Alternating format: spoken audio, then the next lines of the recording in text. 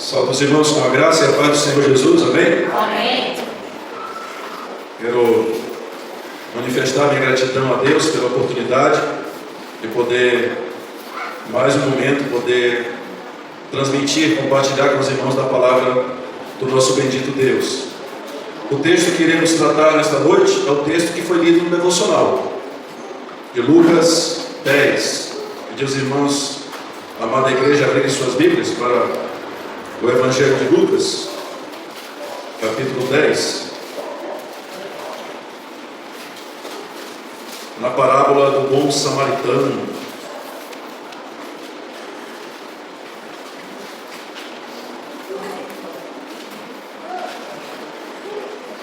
Lucas capítulo 10.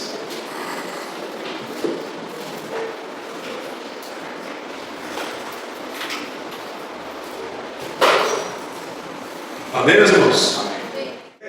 25 a 37 fala da parábola do bom samaritano. Como foi lido no texto devocional, nós não vamos ler todo o texto, apenas essa parte introdutória, quando o Senhor Jesus Cristo ele está dialogando com um certo doutor da lei.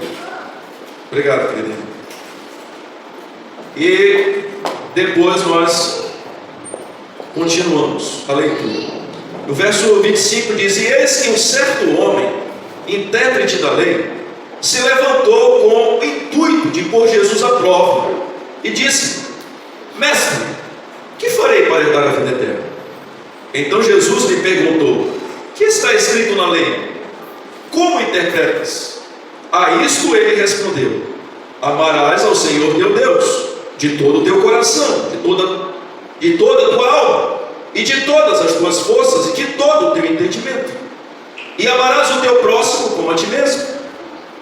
Então Jesus lhe disse: Respondestes corretamente, faze isto e viverás.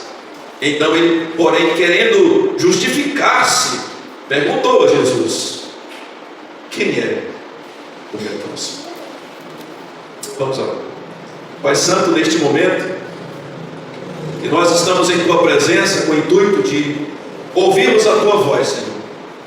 Queremos humildemente, em nome do Senhor Jesus Cristo, e no poder do Espírito Santo, te clamar, que o Senhor fale aos nossos corações. Não aquilo que queremos ouvir, Senhor, mas aquilo que precisamos ouvir nesta noite. Que o Senhor, de forma edificadora, transformadora, fale aos nossos corações. Que possamos, através do Teu Espírito Santo, extrair as lições espirituais, importantes, fundamentais, à nossa vida cristã. Com o perdão dos nossos pecados, nós oramos no nome precioso de Jesus, nosso Salvador. Amém. Amados irmãos, nós estamos aqui diante de um texto que é relativamente conhecido pelo meio cristão, a parábola do bom samaritano. E Jesus, quando discursou a respeito desta parábola, ele vivia, por assim dizer, num cenário extremamente religioso. Jesus estava em Jerusalém, uma terra onde a religiosidade é aguda, profunda, desde o tempo de Cristo até os nossos dias. Não é à toa que a terra de Jerusalém é um dos pontos turísticos do mundo inteiro.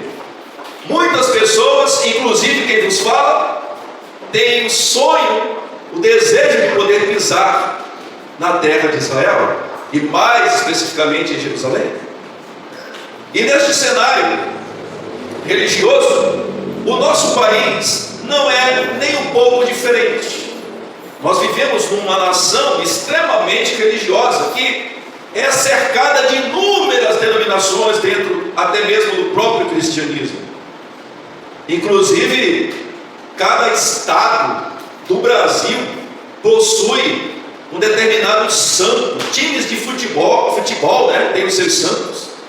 Nós, no último final de semana passado, Nós estamos aqui, dia 31 de outubro, relembrando a Reforma Protestante, onde todas as igrejas do Brasil inteiro estavam com o mesmo foco de relembrar este grande evento transformador da religião.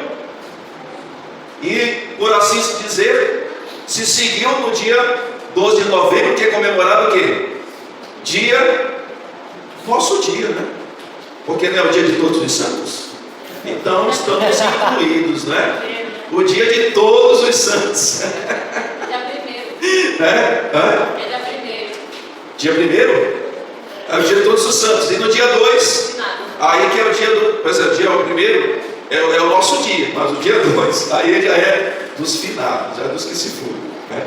E há toda aquela comotiva indo para o cemitério e tudo mais, que move a cidade inteira, onde a população vai visitar os seus mortos. Muito bem, irmãos.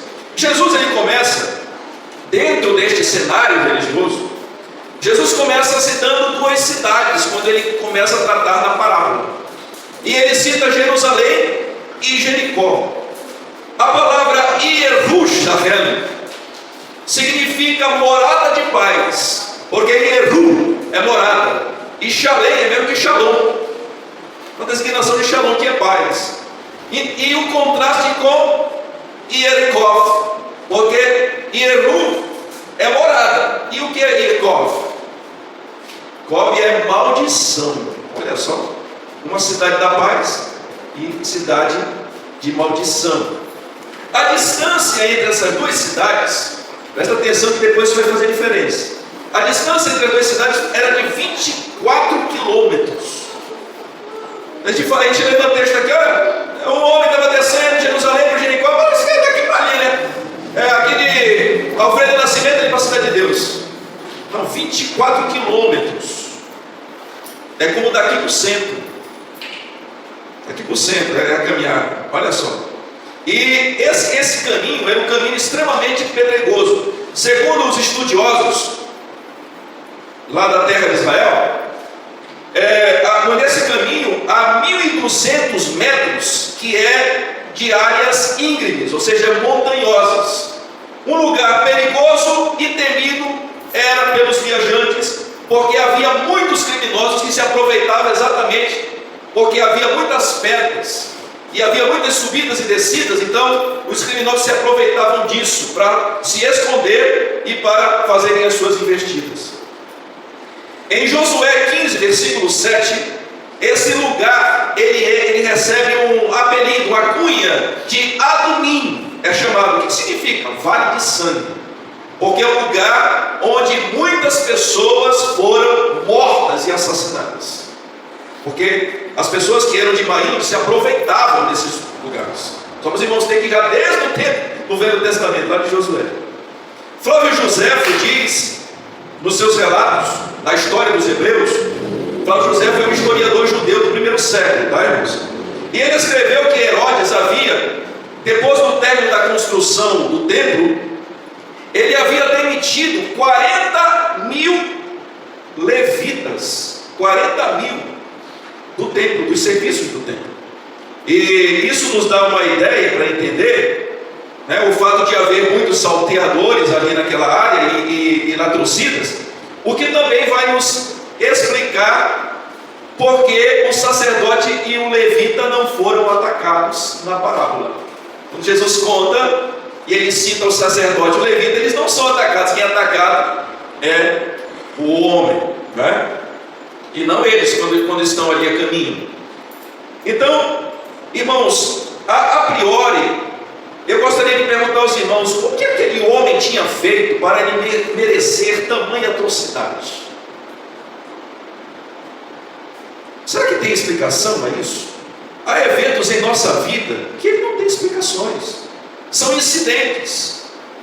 As perdas, às vezes, que temos em nossas famílias, às vezes um desemprego, uma enfermidade que aparece, as circunstâncias da nossa vida, que elas não têm explicação.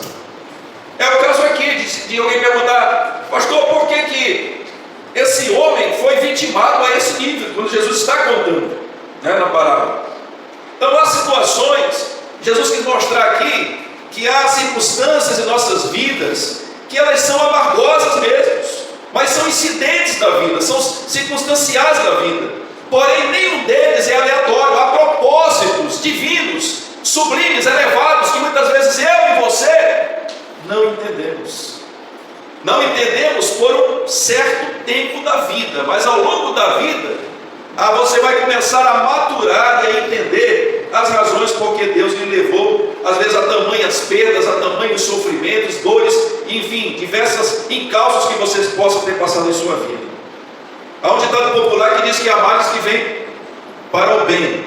Nós que conhecemos a palavra de Deus, diz que na realidade não há males, porque o mal, na verdade, é bem. Como assim? A Escritura diz, Romanos 8:28, que todas as coisas cooperam para o bem. Então, mesmo aquilo que parece ser mal, parece ser, mas é Deus trabalhando para convergir para o bem.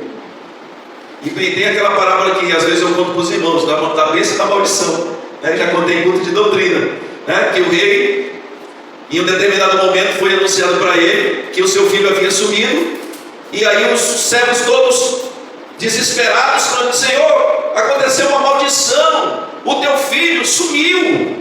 E aí o rei olhou para eles e disse: será que não é uma bênção? Olha, esse rei é meio maluco, né?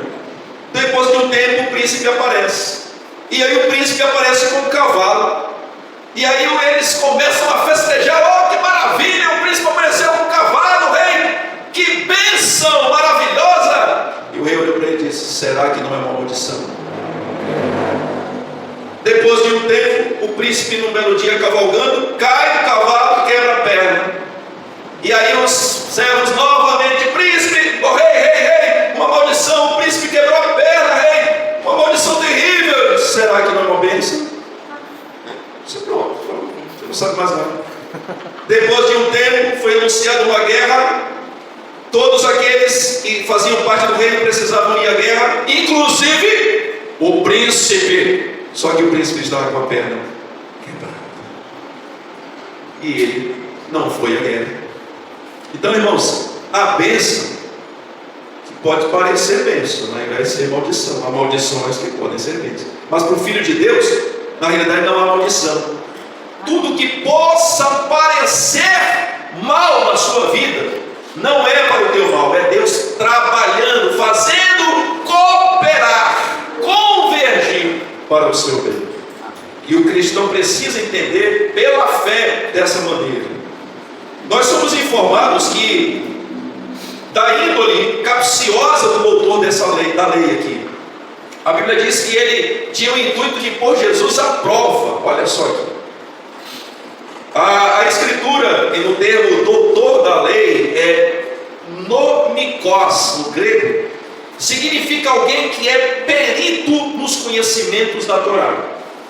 Como já existiam os escritos de Talmud, este homem dominava toda a história de Israel, desde os seus ancestrais, os pais judeus, os antigos rabinos judeus, desde o período intertestamentário, que é quando você vira a sua Bíblia, né, do Velho para o Novo Testamento, tem uma página em branco. Aquilo ali passou 400 anos. É o período intertestamentário.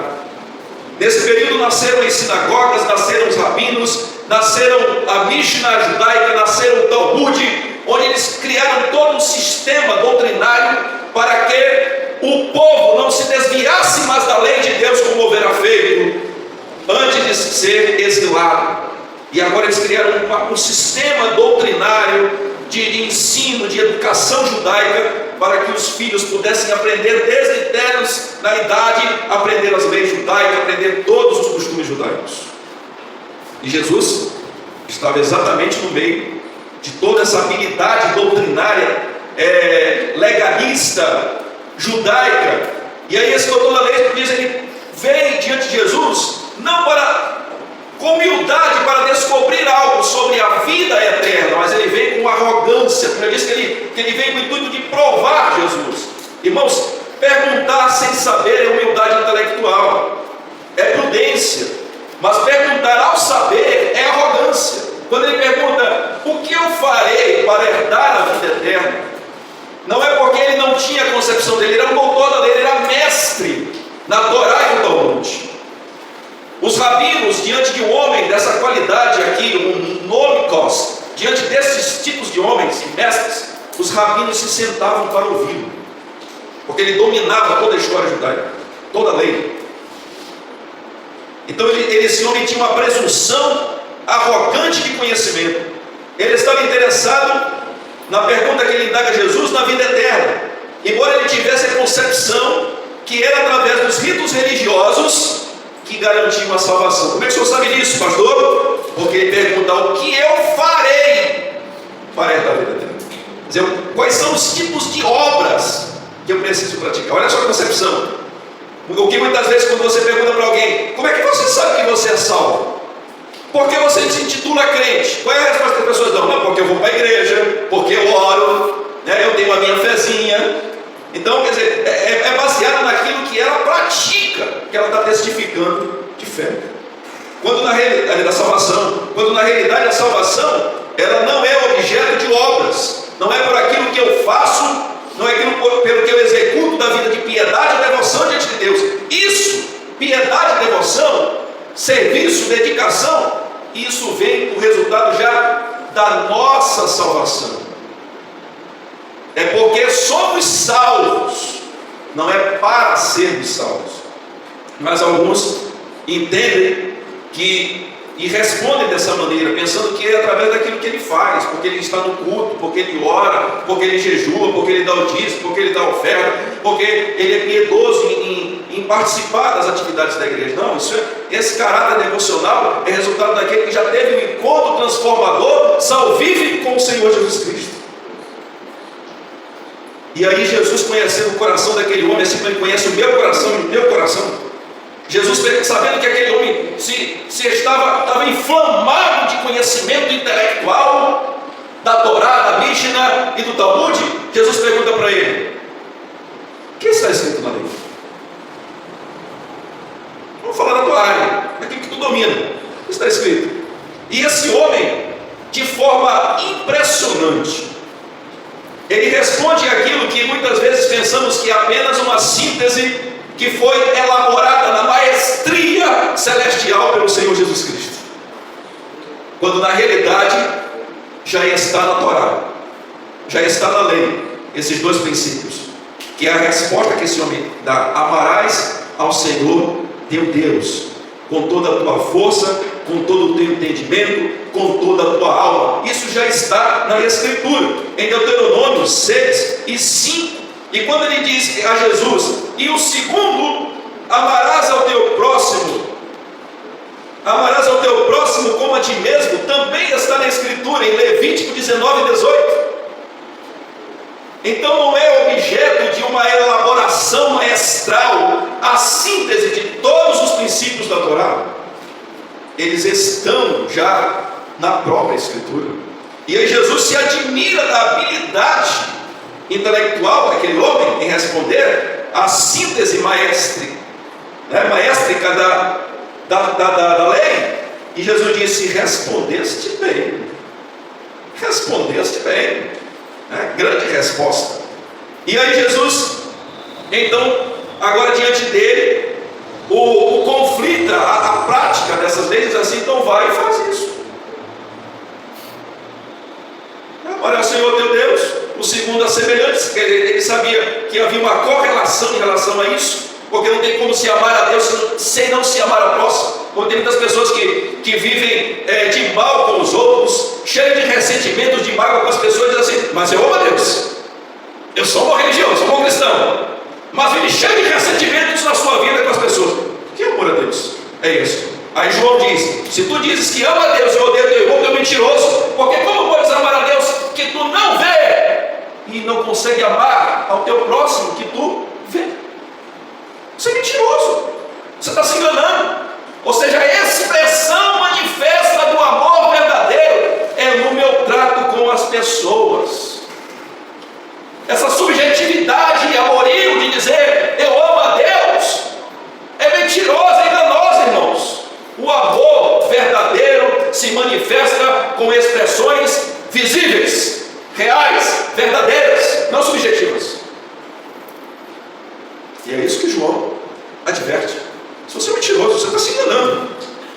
você diz somente subjetivamente que ama Deus. E aí Jesus diz, então vai lá e faz isso. Não é para amar Deus? Não é para amar o próximo? Vai lá e faz. Aí a Bíblia diz assim, querendo justificar-se. Porque esse homem se achava cheio de autojustiça. E aí ele pergunta de Jesus, quem é o meu próximo? E agora eu vou começar a pregar. Isso era só a introdução. Você pensou que eu estava pregando? Vou começar agora, pastor. Jesus disse, certo homem, agora começa a parábola, né? Foi tomado pelos salteadores, o machucaram bastante, ele ficou ali à beira do caminho como que semi-morto. E aí Jesus então agora começa a ensinar. Jesus quer saber quem é o próximo? Legal. Primeiro, o sacerdote. Casualmente descia um sacerdote por aquele mesmo caminho daquele homem, e vendo, passou de largo. Pergunto a vocês, servos do Senhor, ele fez o certo ou errado? Tem muita gente errado, pastor, errado, condenado. Irmãos, o sacerdote fez o que era fiel à lei de Deus. Ele fez o que era fiel à lei de Deus. Segundo a lei de Deus, e segundo, aliás, primeiramente, até para esclarecer os irmãos, segundo o relato de Jesus, esse homem estava vindo de onde? Jerusalém. Ele era o quê? Sacerdote. Então ele estava vindo o quê? Da adoração a Deus. Esse homem estava em completa purificação, consagrado ali. E aí Jesus diz, olha, aí ele avista o homem como semi-morto. E pelo fato de estar aparentemente semi-morto, ele não vai passar de longe. Por quê? Porque alguém purificado, se tocasse num cadáver, ele era considerado imundo, impuro. E ele ficava nessa condição por 7 dias. E agora? Qual é a questão aqui? Então, segundo a Torá, Levítico 21, de 1 a 2, versículo 11, número 19 e 11, ele iria se contaminar ao tocar naquele cadáver, ao tocar no sangue também. O que Jesus estava fazendo aqui, irmãos, era uma crítica ao engessamento da lei judaica, porque havia concessões, mesmo para aquele que se ficasse imundo por 7 dias, mas havia um ritual de purificação que nós falamos hoje pela manhã. Nos rituais de purificação através da novilha vermelha. Então ele poderia, ao 3º dia, ser lavado, e ao 7º dia ele estaria limpo. Mas ele deu mais valor ao rito, ele deu mais valor à tradição, ele deu mais valor à letra do que à vida. A vida daquele homem, a alma dele era mais importante. E o que isso parece aos irmãos? Hoje nós temos diversas leis no nosso estado. Agora nós estamos orando pela nossa nação. Na nossa nação é um dos povos, dos países do Brasil que mais tem leis. Mas vocês sabem que a grande maioria não são efetivamente cumpridas. Contudo, as leis estão estabelecidas para serem obedecidas. E no caso, há muitos momentos, por exemplo, por que um carro de polícia, em uma investida, em uma operação, por que ele pode atravessar o sinal vermelho? Por que um carro de ambulância, ela pode passar pelo meio-fio, que é infração de trânsito? Mas por que ela pode passar? Porque a prioridade acima da legalidade é a vida, a preservação da vida. Então as leis estão instituídas, mas elas são flexionadas quando a vida está em xeque. E esse homem, nem essa consciência ele tinha, porque ele passa de largo. Segundo Greg Kenner, ele afirma que os fariseus ensinavam que até a sombra de um cadáver, ele passar, e ele se passar na sombra de um cadáver, ele já era considerado contaminado e impuro. Para os irmãos terem uma ideia do nível de legalismo que existia entre judeus. Se você quiser estudar durante a semana um pouco mais sobre o legalismo judaico, é só você ler Mateus capítulo 23. Então, irmãos, o legalismo da lei torna as pessoas inflexíveis nas condições das pessoas. Há pessoas preocupadas com instrumentos na igreja, com roupas, com adornos, brinco, batom, pode usar, mas é pecado, não é pecado. E a maioria faz pouco caso do socorro dos aflitos, dos desafortunados. Quando se trata de fazer o bem, não importa a religião, classe, vínculo familiar ou questão de simpatia, pessoal. Não importa isso. Nós temos que ter a disposição em fazer o bem. O sacerdote havia se esquecido de Miqueias 6:8, que diz: Ele te declarou ao homem o que é bom e o que o Senhor teu Deus requer de ti, que pratiques a justiça, que andes na misericórdia e que andes humildemente diante do teu Deus. Ele havia se esquecido disso. Tem que praticar a justiça? Sim, tem. Mas também você tem que manifestar a misericórdia. Ele havia se esquecido disso, irmãos. E aí o texto prossegue, e depois que nós temos o sacerdote, temos o levita. E a Escritura diz que o levita descia por aquele lugar, não é mesmo? Aquele lugar. E vendo também, passou de largo. Eu pergunto aos irmãos, por que o levita passou de largo? O texto diz assim: descia por aquele lugar. Ou seja, não era o mesmo caminho, era o lugar, região, área. E sabe por quê que ele passou de largo? Vou explicar para você nessa noite. Porque, segundo os historiadores também, essa região, como nós explicamos para os irmãos, em 1.200 metros desse pé de áreas o quê? Montanhosas, íngremes. Então, possivelmente, como ele estava vindo de Jerusalém para Jericó, ele estava em declive. Não é isso? Os que estão estudando aí para tirar a habilitação? Declive, né? E aí, irmãos, ele possivelmente avistou o sacerdote saindo fora da sua rota. Ele avistou o cidadão caído e avistou o sacerdote saindo fora. E aí o que acontece? O que acontece? Ele pensou assim: se o sacerdote não faz, eu também não faço. Se o pastor não faz, por que eu tenho que fazer? Se o presidente dos homens não faz, por que eu tenho que fazer? Se as mulheres, a presidente da União Feminina não faz, por que eu tenho que fazer? Se a presidente dos jovens não toma uma iniciativa, uma atitude, por que eu tenho que tomar? Foi isso que o levita fez. O sacerdote não fez? Eu aqui não vou fazer. E aí ele passa de lá. Agora a salvação, meus queridos, a salvação ela não é conferida ao pecador por boas obras. Porque quando você começa a ver esses relatos aqui da parábola, você começa a pensar, então, é aquilo que eu faço que vai me dar a graça da salvação de Deus. Não, já foi dito a você nessa noite que não é o que você pratica que vai acrescentar a sua salvação. A salvação ela é pela fé, independente de obras. Mas, entretanto, as nossas boas obras, como diz Tito 2:14, elas são resultados de alguém que passou por um processo regenerativo.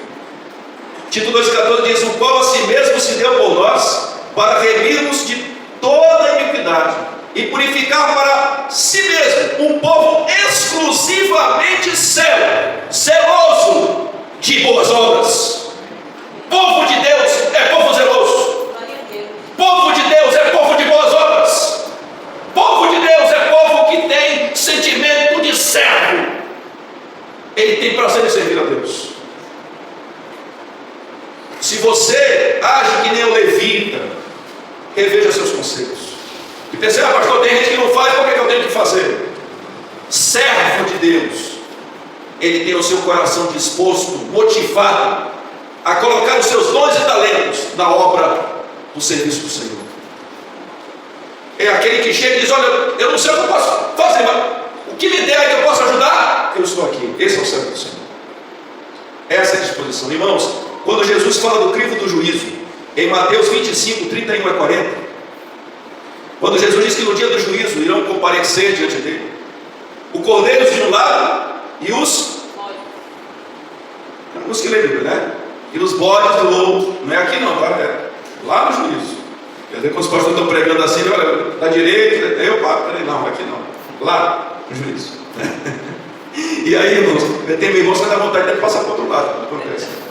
Aí, irmãos, o Senhor Jesus disse assim: naquele dia, eu direi: vinde, benditos de meu Pai. Por quê? Olha só as coisas que Jesus começa a citar. Eu tive fome e me deste de comer.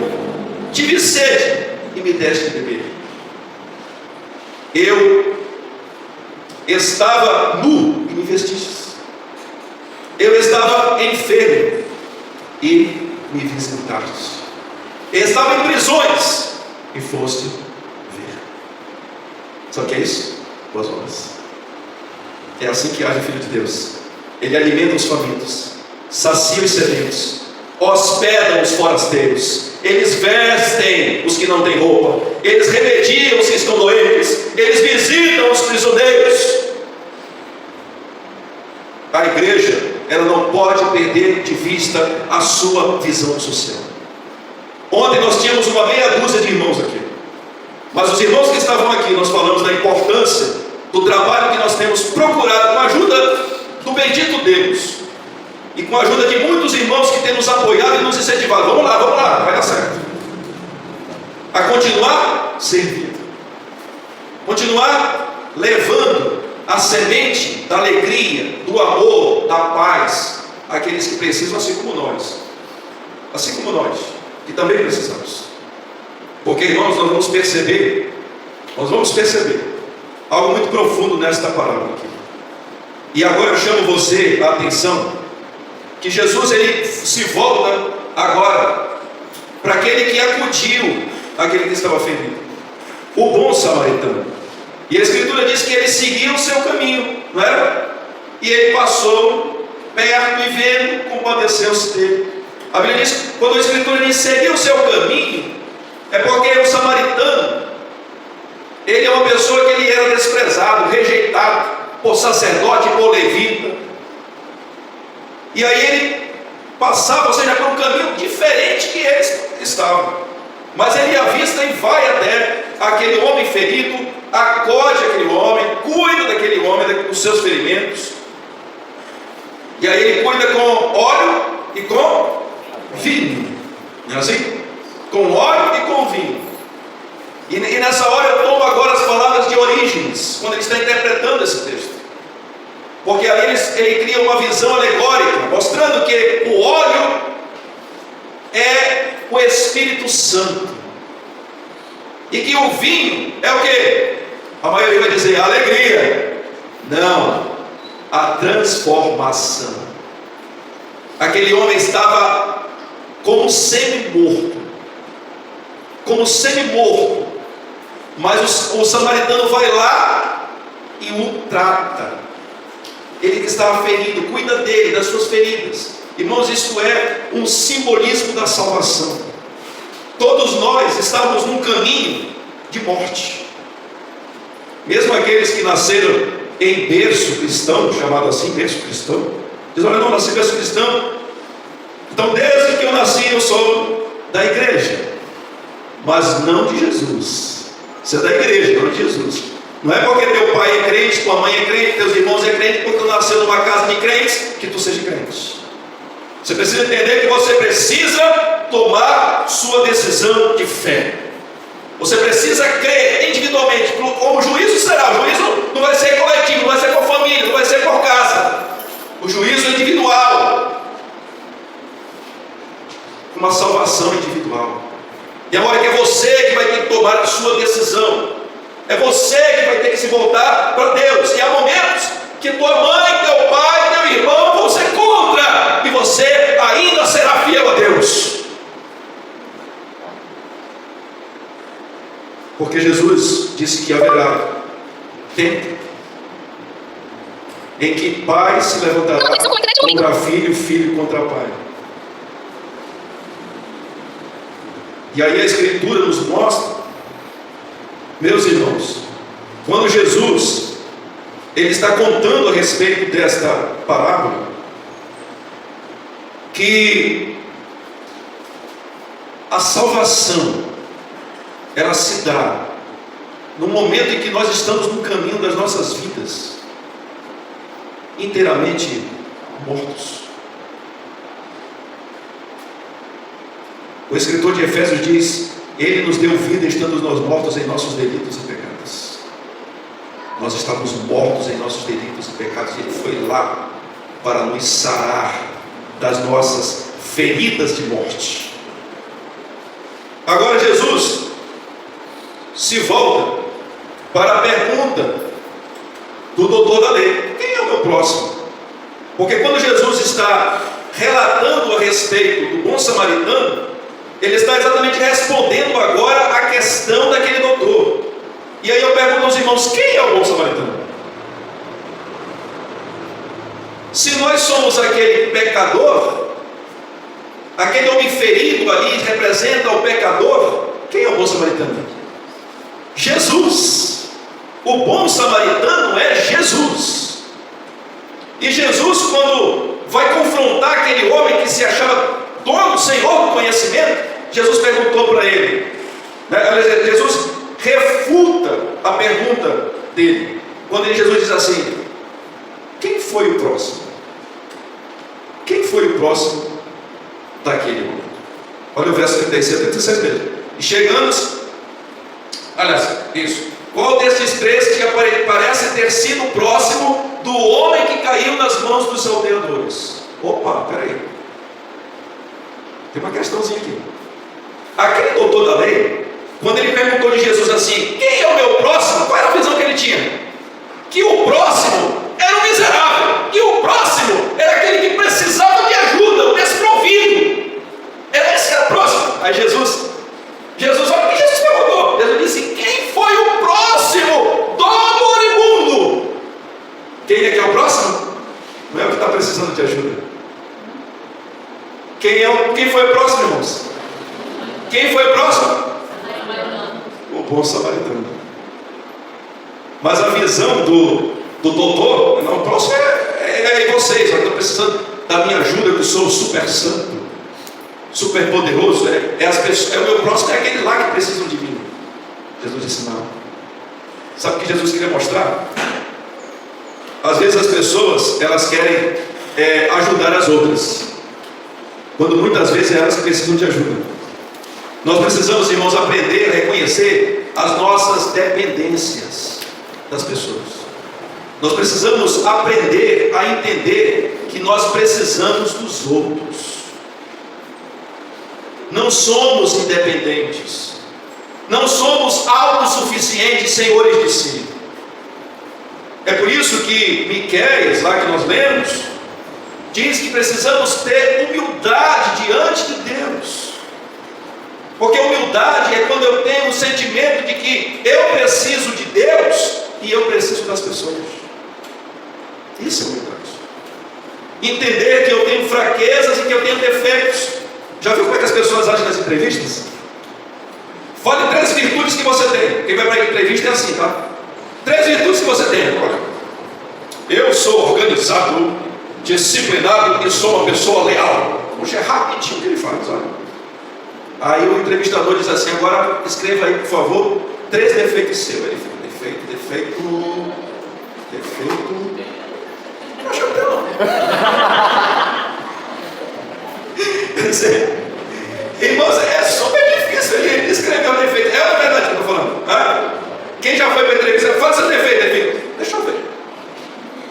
Tem uns que a gente fica olhando, podia pensar assim: talvez são tantos que ele não está sabendo nem por onde ele vai começar. Irmãos, precisamos ter essa humildade.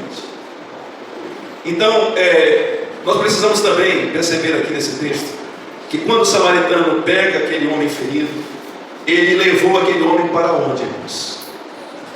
Perceberam que ele não levou para casa?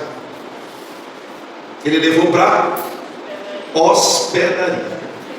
Ele leva para hospedaria aquele homem, para cuidar daquele homem. A hospedaria era um lugar que abrigava todo tipo de pessoa.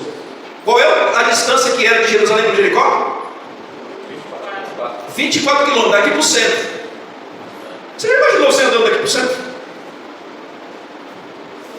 Eu, uma vez, quando eu morava no Japim, eu fui a pé para a Cachoeirinha. Irmãos, eu cheguei extravasado. Imagina daqui para o centro. Será um lugar difícil. Então o que acontece? Ali naquela naquela hospedaria, havia ricos, havia pobres, havia aquele homem ferido, havia o bom samaritano e havia mais quem? O sacerdote levita. Eles também estavam lá. Olha só que coisa curiosa. Deus, quando Ele nos converte, Ele não leva para casa. Ainda não é hora de ir para casa. Aí eu me lembro de uma história que uns missionários que fizeram 50 anos, o jubileu deles. E aí eles estão vindo no navio, e eles olham e vê aquele monte de gente com balão, mexendo, soltando fogos, e ele pensa, poxa, olha só como os irmãos nos receberam. Quando o navio atraca, e eles olham, não tinha mais ninguém, tinha todo mundo embora. Era um artista famoso que estava no lugar. E aí chegou lá, fizeram uma festa toda e foi todo mundo embora. Vê quando o famoso chega no aeroporto, irmãos, para, a cidade cai, pode saber, e aí eles chegaram, olharam e não tinha mais ninguém. Aí o missionário ficou indignado. Ele chegou em casa e olha, minha mulher, 50 anos nós servindo ao Senhor, nosso jubileu, pensei que ia ser recebido com festa, cheio de várias, alegria, bola e tudo mais. Mas chegou, não tinha ninguém para me receber. Ninguém fez festa, ninguém comemorou, ninguém fez nada. Ora para o seu Deus aí, para que Ele responda. O que aconteceu? E aí ele sai chateado. E a esposa fica ali humildemente, ora ao Senhor, pedindo sabedoria. Deus fala ao coração dela, o marido volta, ainda aborrecido, e diz, orou o teu Deus? Que foi que Ele te respondeu? Nós chegamos aqui e não fizeram nada para nós. O que foi que teu Deus respondeu? E ela olhou humildemente para ele e disse assim, Ele só me respondeu uma coisa. O quê? A missão ainda não acabou. Ainda não chegamos em casa. Você pensava que tinha chegado em casa? Não, tinha chegado em casa. Nossa casa é lá no alto. Nós aqui somos só forasteiros. E é isso que Deus quer nos mostrar aqui, irmãos. Deus, quando nos converte, não nos leva para casa, Ele nos leva para a hospedaria. E aí é quando o irmão diz assim, pastor, lá na igreja tem tanta gente chata, tem tanta gente complicada, tem tanta gente metida, tem tanta panelinha, tem tanto isso aqui, não tem. Ele fala assim, a igreja é um lugar cheio de todos os tipos de gente. Todos os tipos.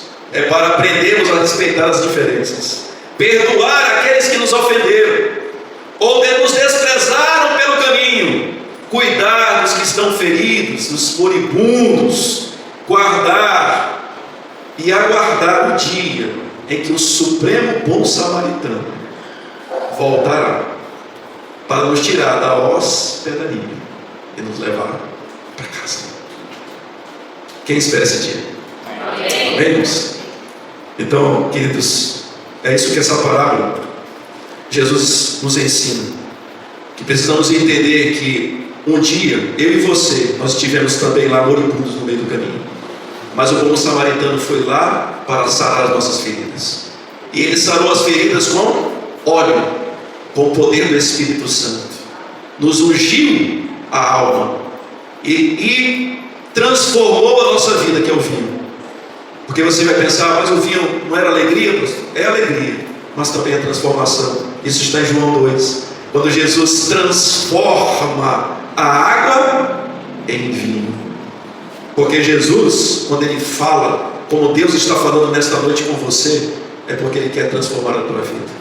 Jesus não quer de maneira nenhuma que você, a cada culto, saia do jeito que você entrou. Jesus quer que você saia um pouquinho, nem que seja um pouquinho mais diferente. Um pouquinho, nem que seja um pouquinho melhor do que você é quando você entrou por aquela porta. Você entenda, meu querido irmão e amigo que está aqui nessa noite, que a casa do Senhor é hospedaria.